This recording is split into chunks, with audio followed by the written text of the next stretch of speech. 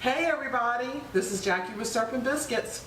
We're going to be talking about one of my favorite things to eat, and that is roast chicken. I mean, is there anything that tastes better than a succulent roasted chicken that's done right? I don't know.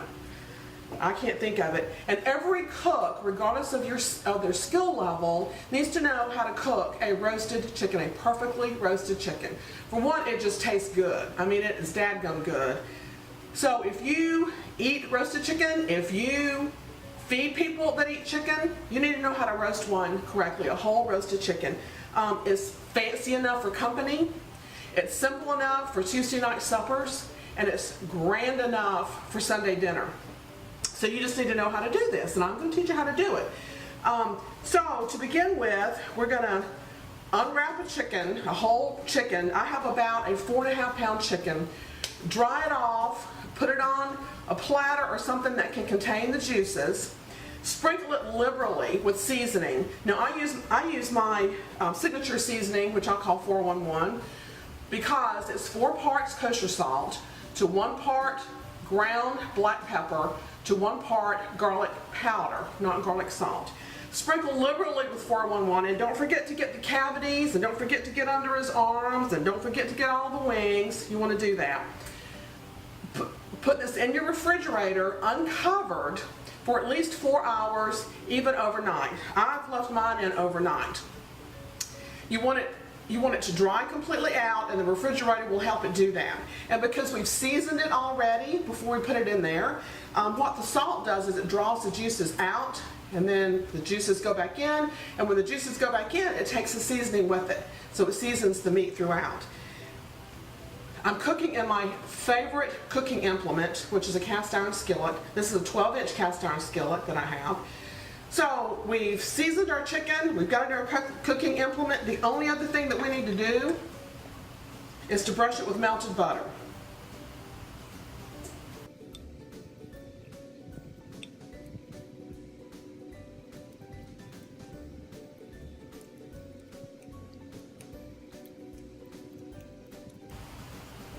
Okay, so that's 4 tablespoons of melted butter. Make sure I got every bit of this chicken covered well, because this is going to help it brown. And that's the hallmark of a perfectly roasted chicken. You want crisp, browned skin with tender, succulent, juicy meat. So this is going to go into a 425 degree preheated oven for about 90 minutes. We want the internal temperature of the thighs to be 165 degrees. If you don't have a cooking thermometer, the other way to test is that the legs need to wiggle easily, and then if you stick it with a little knife, the juices should run clear. No pink at all. You don't want any pink. So this is going to go into the oven, 425 degrees preheated for about 90 minutes.